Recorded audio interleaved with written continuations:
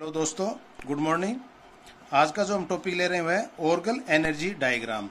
Orgel energy diagram जो हमने splitting पहले पूरा पढ़ा मेटल लिगेंड्स का, उसी के अंतर्गत आता है। और उसमें है कि एनर्जी के साथ इनका स्पेक्ट्रम जो बनता है, जो बैंड एनर्जी आती है, जो ट्रांजिशन जो होते हैं अलग अलग, वो किस प्रकार से एनर्जी के साथ रिलेटेड होते हैं स्ट्रक्चरल फील्ड में। तो उसी के ऊपर अपन अध्ययन करेंगे। इससे पहले आप थोड़ा सा देख लें कि हमने देखा था कि ऑक्टाहेड्रल और टेट्राहेड्रल, ऑक्टाहेड्रल और टेट्राहेड्रल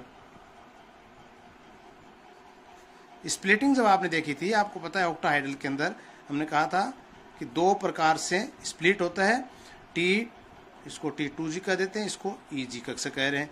ये मध्यवर्ती, मैंने कहा यहाँ पे क्या है, जब डी जनरेट अवस्था होती है डी ऑर्बिट की, लेकिन जैसे ही लिगेंड इनके पास आते हैं तो डी जनरेट से जो है वो इनकी खत्म हो जाती है और उससे दो प्रकार से स्प्लिटिंग हो जाती है। एक मध्यम एनर्जी से कम एनर्जी के कक्षक बन जाते हैं और दूसरे हायर एनर्जी के कक्षक बन जाते हैं। तो ये एनर्जी कक्षक वहां पे काम आएंगे।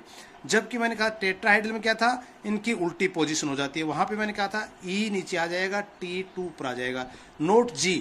क्योंकि हमने G सिर्फ काम में लेते हैं ऑक्टाहेड्रल के अंदर, जहां पे सिमेट्री को हमें बताना है वहीं पे हम G को यूज करेंगे। तो टेट्राहेड्रल के अंदर G का हम प्रयोग नहीं करेंगे। ये मैंने पहले भी आपको बताया था।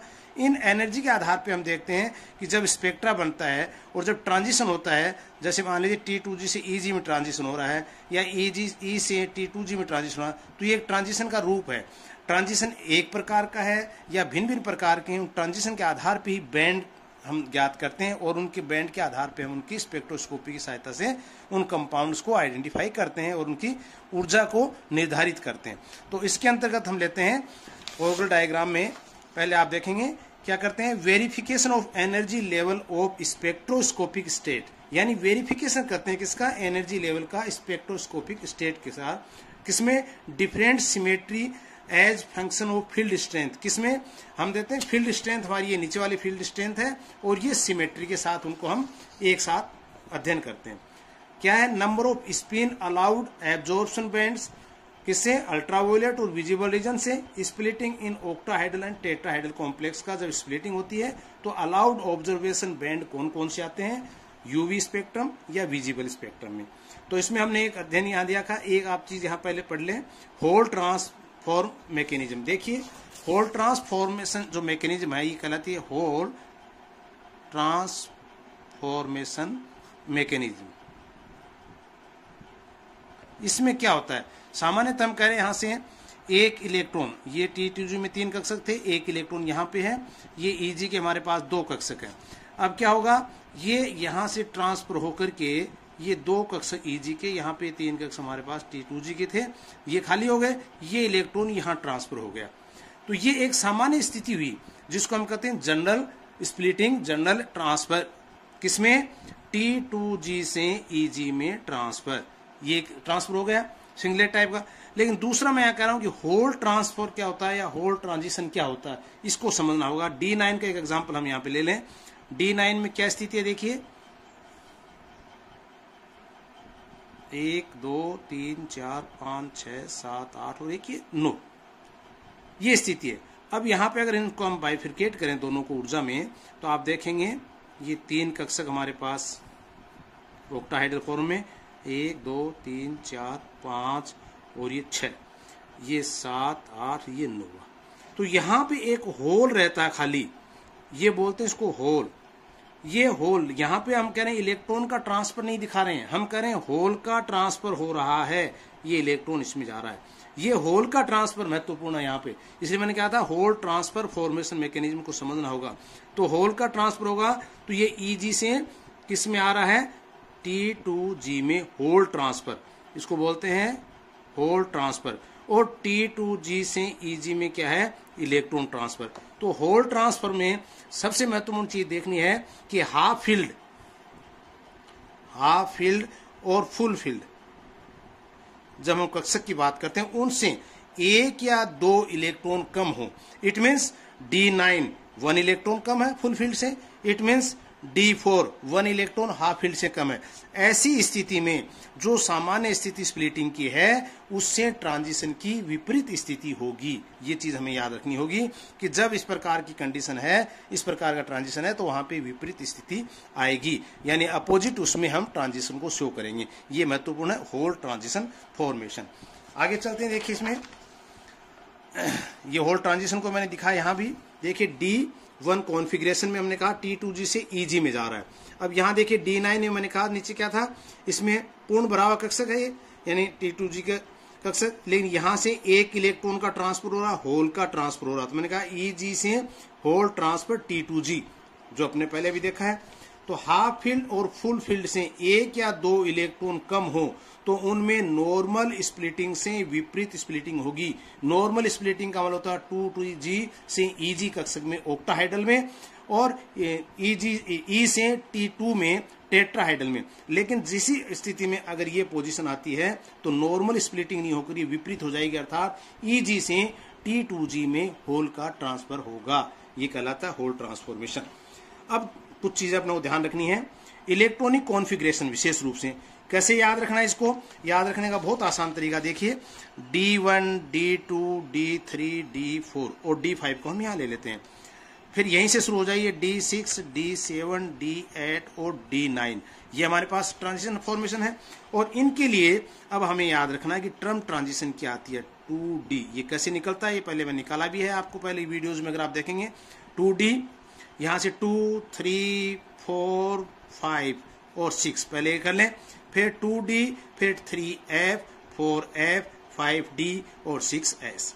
तो ये आप निकाल सकते हैं। अब इसका एक और भी याद तरीका है याद करने का, वो क्या है, डियर फ्रेंड फॉर एवर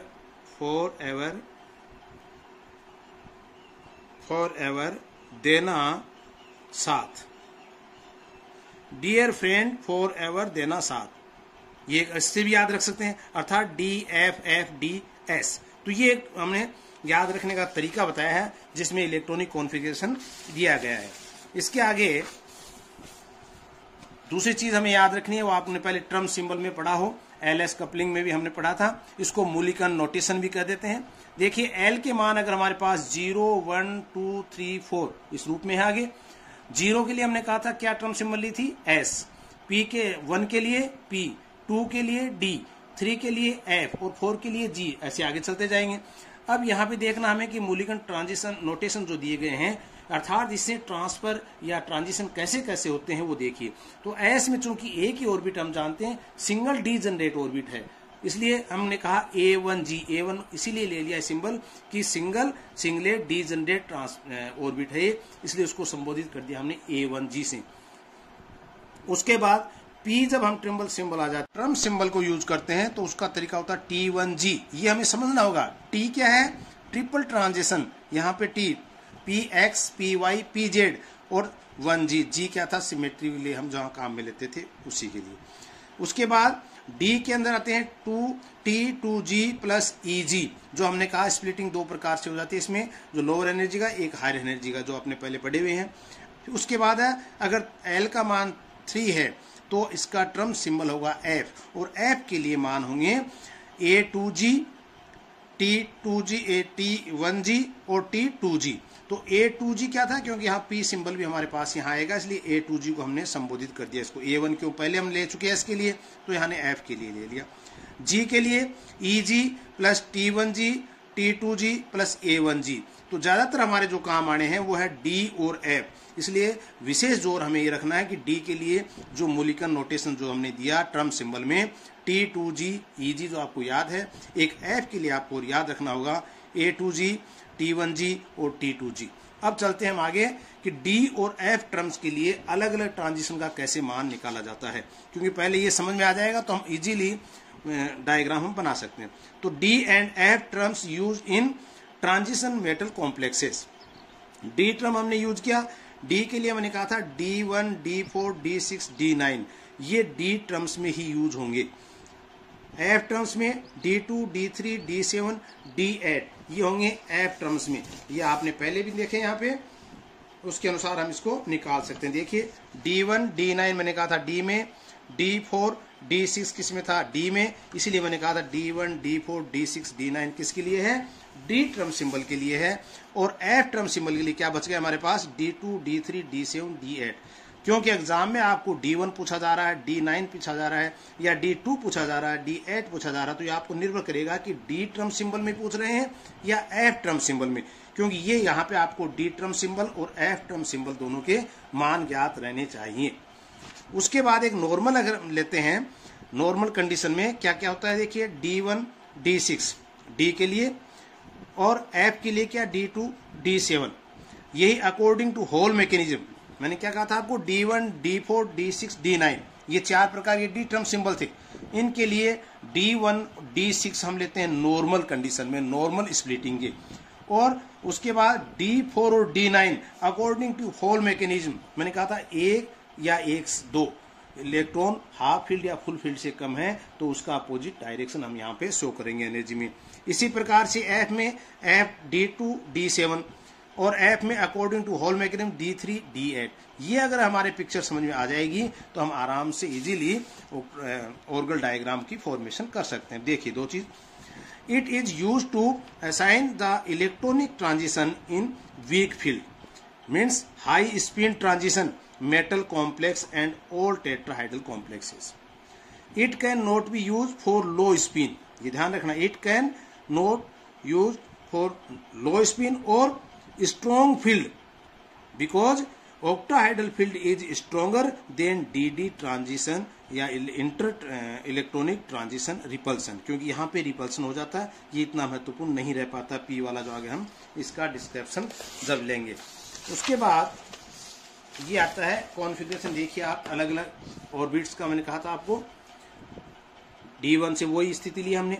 अब यहाँ पे एनर्जी टर्म्स जो मैंने कहा 2D 3F 4F 5D का हम लेके चल रहे थे, तो यहाँ पे 2D में 2T2G 2EG, ये 2 क्या बता रहा है, ये मल्टीप्लिसिटी। ये याद रखना आप, ऑक्टाहेड्रल या ऑर्गल डायग्राम के अंदर मल्टीप्लिसिटी सेम चलेगी, क्योंकि मल्टीप्लिसिटी में परिवर्तन नहीं कर रहे हैं। ये ग्राउंड स्टेट हो गए दोनों की एक्साइटेड स्टेट। इसी प्रकार D2 D8 में मैंने कहा था F टर्म आता है, F 3F के लिए 3T1G F, 3T2G और 3A2G और 3P। ये मैंने कहा था ना, यहाँ पे दो तरह के बनेंगे, 3F और 3P। P क्यों बन रहा है, क्योंकि वहां पे रिपल्सन हो रहा है या अट्रैक्शन हो रहा है, ये हमें देखना होगा। 3T1GP, यहाँ दो सिंबल आप नोट करेंगे, 3T1GP 3T1GF, ये F के लिए यूज कर रहा हूँ, ये P के लिए यूज कर रहा हूँ। उसके बाद D3 D7 में मैंने कहा 4F टाइप का होगा, 4 मल्टीप्लिसिटी है F, तो मल्टीप्लिसिटी सभी में 4 आएगी। 4P के लिए 4T1GP और F के लिए 4T1GF 4T2G और 4A2G, ये आएंगे किसके लिए, 4F के लिए। 5F में सिर्फ क्या है, 5D में क्या आएगा हमारे पास, D4 और D6 प्रकार का ट्रांजिशन, जिसमें 5D टर्म सिंबल आ रहा है, 5T2G 5EG। ये अगर हमें पिक्चर है तो ये आपको F का और D का विशेष रूप से ध्यान रखना है। अब देखिए Orgel diagram, only applicable for high spin complex weak field, जो हमने पहले बताया कि ये किस पे applicable, only high spin complex में। ये इसकी लिमिटेशन जब पढ़ेंगे तब भी ये पॉइंट अपनों को ध्यान रखना होगा। अब देखिए इनको बनाते कैसे हैं, ये हमने ले लिया इनका स्प्लिटिंग, ये इधर ले लिया हमने इसका क्रिस्टल फील्ड क्षेत्र। यहाँ के लिए हमने टर्म D, पहले हम D के लिए बात करेंगे। टर्म D ऑक्टाहेड्रल, जिसमें D1 D9 D4 D6 की बात कर रहे थे। यहाँ पे T2G से EG, ये ऑक्टाहेड्रल के लिए है। T2EG ये किसके लिए है, टेट्राहेड्रल के लिए सिंबल ले सकते हैं। इसी प्रकार से EG T2G ऑक्टाहेड्रल, ये E और T2G टेट्राहेड्रल के लिए। अब देखिए यहाँ पे D1 हमने पहले इलेक्ट्रॉन लिया, वो T2G से EG में गया, तो D1 ऑक्टाहेड्रल पोजीशन होगी। इसी प्रकार से D1 टेट्राहेड्रल पोजीशन क्या हो जाएगी, E से T2G टेट्राहेड्रल में, विपरीत स्थिति हम जानते हैं स्प्लिटिंग की। फिर उसके बाद है D9 ऑक्टाहाइड्रल। D9 ऑक्टाहाइड्रल में स्थिति क्या आपकी, ये टेट्राहाइड्रल की स्थिति में रहेगा, ये ऑक्टाहाइड्रल की स्थिति में रहेगा। यहाँ पे D6 D4 यानी कहने का अर्थ क्या है, एक हम ऑक्टाहाइड्रल और एक हम टेट्राहाइड्रल दोनों को पैरेलल लेकर ये चल रहे हैं, तो एनर्जी डायग्राम जो है वो इस प्रकार से आएगा। इसको हम आगे भी लेंगे अलग से और डिस्क्रिप्शन। इसी को हम लेते हैं, देखिए एफ में तो डी में दो प्रकार के बन गए आपके। फिर लेते हैं हम एफ में, ये इनको अलग अलग ही बना सकते हैं हम, D1 का अलग बना लो, D9 का अलग बना लो, लेकिन D1 में क्या होगा, T2G से EG चला गया। D9 में मैंने कहा था क्या हो जाएगा, स्थिति तो हमारी T2G से EG होती है, लेकिन वहां पे मैंने कहा था हाफ पूर्ण बाह्य कक्षक से एक इलेक्ट्रॉन कम है, इसलिए विपरीत हो जाएगा, यानी EG से T2G में चला जाएगा होल ट्रांसफर, जो यहाँ पे दिखा रखा है। इस प्रकार से यहाँ देख सकते हैं आप टर्म F के लिए यूज कर सकते हैं, D2, D3, D7, D8। तो ये F के लिए मैंने कहा था आपको 3 सब टर्म्स होती हैं इसमें, कौन सी, A2G, T2G, T1G और TG1G P के लिए। यहाँ आप देखें P को मैंने यहाँ पे काट रखा है और यहाँ पे थोड़ा सा रिपल्सन दिखा रखा है, ये ध्यान रखना आप। तो रिपल्सन तो क्यों है, क्योंकि जब सेम T1GF और T1GP एक जैसे कक्षक आस पास आ गए तो थोड़ा सा रिपल्सन हो जाएगा। यहाँ पे क्या है, अलग अलग है। यहाँ आप देखें ट्रांजिशन में T1GF से T2G, फिर T1GF से A2G और T1GF से ये T1GP में। तो इस प्रकार से तीनों का ट्रांजिशन दिखा सकते हैं, D3 D8 टेट्राहाइडल में, D2 D7 ऑक्टाहाइडल, इसी प्रकार से D2 D7 टेट्राहाइडल और D3 D8 ऑक्टाहाइडल में। तो ये हमने कहा कि टर्म F के लिए यूज कर सकते हैं, ये टर्म D के लिए यूज कर सकते हैं, और इनको अलग अलग कैसे बनाया जा सकता है वो देखिए आप आगे। यहाँ पे D5 बच गया हमारे पास, D10 बच गया। आप कहेंगे भाई D1 ले लिया, 2 ले लिया, 3 ले लिया, 4 ले लिया, 5 ले लिया। 5 में देखिए आप क्या दिखा रहे हैं, हमने कहा A1G कैसे आ रहा था। D5 में 1 2 3 4 5 ये D कक्षक है। इनमें आप देखेंगे L का मान 0 +1 +2 -1 -2। अगर हम ओवरऑल समेशन ऑफ L का मान निकालेंगे तो क्या आ रहा है, 0। 0 किसके लिए आ रहा था, S के लिए। L का मान जब 0 होता है तो टर्म सिंबल क्या होती है, S, और S के लिए मान जो आएगा वो आएगा A1G, जो ग्राउंड स्टेट कहलाती है। तो यहाँ पे आप निकाल सकते हैं, ये A1G निकाला, लेकिन मल्टीप्लिसिटी क्या आई, यहाँ पे मल्टीप्लिसिटी क्या है, मल्टीप्लिसिटी हम जानते हैं बहुता 2s+1 होती है, या इसको n+1 से भी संबोधित कर देते हैं, तो इजी रहता है n+1। n क्या है, number of unpaired electron, that 1 2 3 4 5 unpaired electron है, +1 = 6। तो इसका हम अर्थ क्या लगा सकते हैं, 6A1G। D5 के लिए जो सिंबल ग्राउंड स्टेट आएगी वो आएगी 6A1G। इसी प्रकार से D10 के लिए आप देखें फुलफिल्ड बना हुआ है, तो वही समेशन L का मान क्या है, 0। 0 के लिए टर्म होती है S, और इसके लिए सब टर्म में लेते हैं हम A1G, वही A1G। लेकिन मल्टीप्लिसिटी क्या है, मल्टीप्लिसिटी निकालने के लिए मैंने कहा था आपको n+1, number of unpaired electron कितना है, 0 +1 क्या हुआ, 1, इसका मतलब 1A1G। तो ये कहलाता है 1A1G इसका D10 का टर्म सिंबल में, और ये कहलाता है D5 में। तो ये आपको पहले भी निकाल के बताए हुए हैं। उसके बाद देखिए आप थोड़ा सा और आगे बढ़ेंगे हम, D1 ऑक्टाहाइडल और टेट्राहाइडल में एक बात करें छोटी सी। यहाँ देखिए D1 का एक सिंपल तरीका हम ले रहे हैं, वो T2G से EG में। मैंने कहा था इलेक्ट्रॉन ट्रांसफर हो रहा है 2D, ये हमारे पास सिंबल है, और 2 मल्टीप्लिसिटी है। तो यहाँ पे ये क्या है, इलेक्ट्रॉन ट्रांसफर हो रहा है T2G से EG में ऑक्टाहाइडल में। अगर यही चीज हम टेट्राहाइडल में बात करें, मैंने कहा था इसकी स्प्लिटिंग चेंज हो जाती है, अर्थात EG लोअर एनर्जी का E कक्षक बन जाता है और हायर का T2 बन जाता है। तो यहाँ पे क्या होगा, E से T2 में इलेक्ट्रॉन का ट्रांजिशन, ये E से T2G में। ये D1 की पोजीशन अगर आपको D1 का पूछा जाता है। मान लीजिए आप D9 की बात करें कि D9 में कैसे निकालें, तो D9 में ऑक्टाहाइडल और टेट्राहाइडल की बात करेंगे। D9 में देखिए मैंने 2 चीज बताई थी आपको, ऑक्टाहाइडल देखें पहले अपन। तो ऑक्टाहाइडल में क्या है, ऑक्टाहाइडल में आपके पास क्या आएगा, EG नीचे ले रखा है मैंने, T2G ऊपर ले रखा है। क्यों ले रखा है, अदरवाइज तो आप कह सकते थे T2G सर नीचे आता और EG ऊपर आता। हाँ बात सही है, लेकिन वो नॉर्मल स्थिति थी, और यहाँ पे मैंने कहा होल ट्रांसफॉर्मेशन स्थिति बन रही है, इसलिए विपरीत हो जाएगा। इसका मतलब EG नीचे आ जाएगा और T2G ऊपर आ जाएगा। EG से होल का ट्रांसफर हो रहा है, जो आपको दिखा रहा सिंबल, ये होल का ट्रांजिशन हम कर रहे हैं किसमें, T2G में। तो होल ट्रांजिशन हो गया हमारे पास 2EG से T2G, और इलेक्ट्रॉन का ट्रांजिशन होगा T2G से EG में। तो ये पिक्चर आपको समझ आनी चाहिए। इसका विरुद्ध हम लेंगे तो वो टेट्राहाइडल पोजीशन कहलाएगी।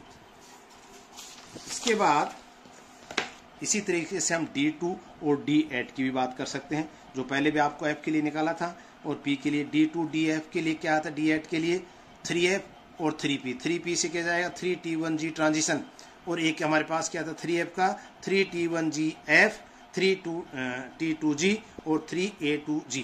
ये आप देख पा रहे हैं यहाँ पे कि 3T1GF यहाँ पे क्या है T2G 2 इलेक्ट्रॉन, क्योंकि D2 की बात हम करें तो 2 इलेक्ट्रॉन की बात करें D2 में तो इलेक्ट्रॉन है। ट्रांजिशन कौन कौन से बन गए हमारे पास, 3T1G से कहाँ गया 3T2G, फिर 3T1G से किस में गया 3T1P में, और 3T1G से फिर कहाँ गया 3A2G। ये 3 प्रकार के ट्रांजिशन हम यहाँ पे शो कर रहे हैं। किसके लिए, D2 और D8 के लिए। D2 ऑक्टाहाइड्रल के लिए आ गया, इधर D2 टेट्राहाइड्रल के लिए ले रहे हैं, तो ये स्थिति बदल जाएगी, परिवर्तित हो जाएगी, इसका जो है उसका अपोजिट पोर्शन इसमें आ जाएगा। तो वही सेम यहाँ पे भी हम इसको ड्रॉ कर सकते हैं। तो आप कुछ लिमिटेशन है इसकी देख लीजिए आप, 2 लिमिटेशन विशेष कर ध्यान रखना आपको। It consider only weak field ligand, ये सिर्फ वीक फील्ड लिगेंड को ही कंसिडर कर रहा है, ये एक सबसे बड़ी कमी रही भाई, स्ट्रॉन्ग फील्ड को इसके ऊपर नहीं बताया गया, दैट इज H2O है, Cl है, इस प्रकार से।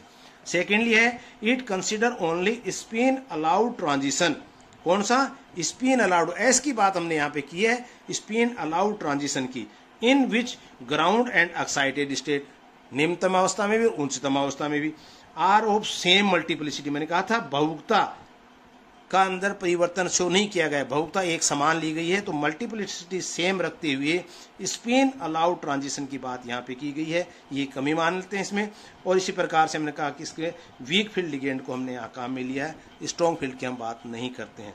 तो आज के लिए आप देखें इसको ऑर्बिटल डायग्राम को और समझें, और अगर कोई भी दिक्कत कहीं आ रही है तो आप पुनः मेरे को आप यूट्यूब के ऊपर सब्सक्राइब करके आप मेरे को बता सकते हैं, फिर इस पर चर्चा की जा सकती है। Thank you.